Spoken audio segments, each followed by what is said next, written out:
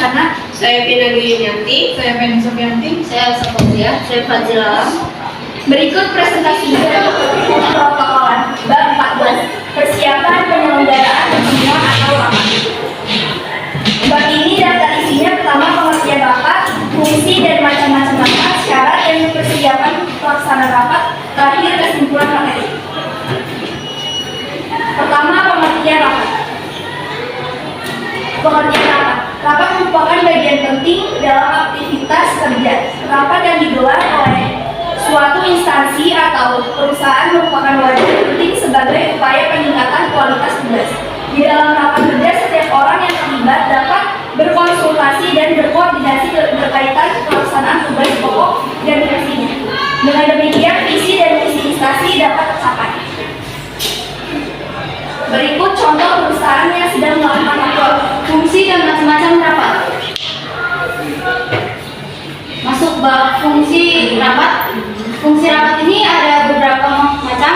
Yang pertama adalah sebagai forum mengucapkan untuk mencari jalan keluar suatu masalah. Yang kedua, menyampaikan atau mengungkapkan usulan, ide, informasi, pernyataan, dan perintah. Yang ketiga, sebagai forum demokrasi yang diharapkan setiap peserta ikut andil terhadap permasalahan yang sedang dikemukakan. Yang keempat, sebagai forum komunikasi dan koordinasi yang baik antar peserta rapat dalam suatu instansi. Yang kelima, menampung semua aspirasi dari sebuah peserta rapat. Dan yang terakhir, sebagai sarana negosiasi antar peserta rapat. Macam-macam rapat. Macam-macam rapat yang pertama adalah rapat berdasarkan tujuan. Yang pertama, rapat penjelasan. Merupakan rapat yang bertujuan memberikan penjelasan kepada peserta rapat berkaitan dengan kebijakan yang diambil oleh pemimpin perusahaan. Yang kedua, rapat pemecahan masalah. Bertujuan untuk mencari solusi atau jalan keluar terkait suatu masalah yang dihadapi. Yang ketiga, rapat perundingan. Bertujuan untuk menghindari terjadinya konflik akibat suatu kebijakan. B. Rapat berdasarkan sifatnya. Yang pertama, rapat resmi. Rapat resmi merupakan rapat yang diselenggarakan dengan perencanaan terlebih dahulu berdasarkan ketentuan yang berlaku. Yang kedua, rapat tidak resmi. Merupakan rapat yang dilakukan tidak berdasarkan perencanaan formal. Yang ketiga, rapat terbuka. Merupakan rapat yang dapat dihadiri oleh setiap peserta. Yang keempat, rapat tertutup. Merupakan rapat yang hanya dapat dilihat oleh peserta tertentu. Berdasarkan jangka waktu. Pertama, rapat mingguan merupakan rapat yang diadakan seminggu sekali dan membahas permasalahan yang bersifat rutin. Yang kedua, rapat bulanan merupakan rapat yang dilakukan setiap sebulan sekali. Dan yang ketiga, rapat semesteran merupakan rapat yang dilakukan setiap 6 bulan sekali yang membahas tentang masalah selama 6 bulan yang lalu. Dan yang keempat, rapat tahunan merupakan rapat yang diadakan setiap 1 tahun sekali. Selanjutnya yang D, rapat berdasarkan frekuensi.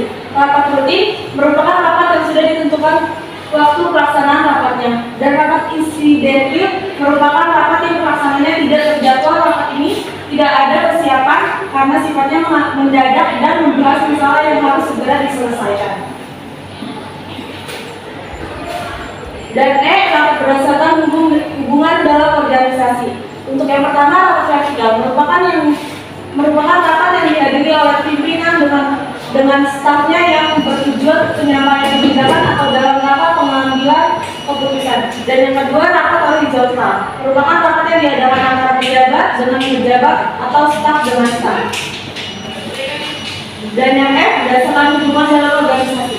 Yang pertama, rapat kerja pimpinan merupakan rapat yang pimpinan memegang kendali atas jalannya rapat. Dan yang kedua, rapat kerja terbuka merupakan kebalikan dari rapat kerja pimpinan. Dan ketiga, syarat dan persiapan pelaksanaan rapat. Syarat rapat adalah A. Terbuka terhadap masukan dan saran. B. Tidak ada monopoli dan intervensi. C. Partisipasi peserta. D. Berdebat berdasarkan argumen. E. Bertanya dengan jelas dan singkat. Prinsip yang dijadikan pedoman dalam penyelenggaraan rapat yaitu 1. Alasan penyelenggaraan rapat. 2. Masalah yang dibahas dalam rapat. 3. Peserta yang diundang dalam rapat. 4. Lokasi penyelenggaraan rapat. 5. Waktu penyelenggaraan rapat. Dan 6. Mekanisme atau tata cara rapat. 2. Persiapan pelaksanaan rapat. A. Membuat agenda rapat dan susunan acara. B. Menentukan peserta rapat. C. Membuat undangan rapat. D. Membuat daftar hadir rapat. E. Menyiapkan bahan rapat. F. Persiapan alat dan bahan rapat. G. Mempersiapkan ruang rapat. H. Penginapan dan transportasi. I. Konsumsi. Dan D.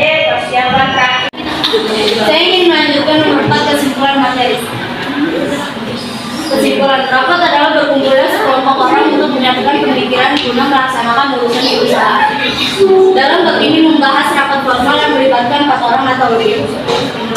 Rapat organisasi dimaksudkan untuk komunikasi, perencanaan, penetapan kebijaksanaan, pengambilan keputusan atau pemberian motivasi. Untuk itu, ia harus menetapkan tidaknya penyelenggaraan rapat, menentukan tujuan, memilih peserta, menyusun agenda, dan menyiapkan lokasi rapat. Penyelenggaraan suatu rapat akan lebih mudah apabila jumlah peserta tidak banyak. Suatu pendapat mengatakan bahwa rapat yang ideal sebaiknya diikuti oleh 7 peserta dengan memperhatikan keempat unsur tersebut. Rapat dapat merupakan aktivitas bisnis yang produktif.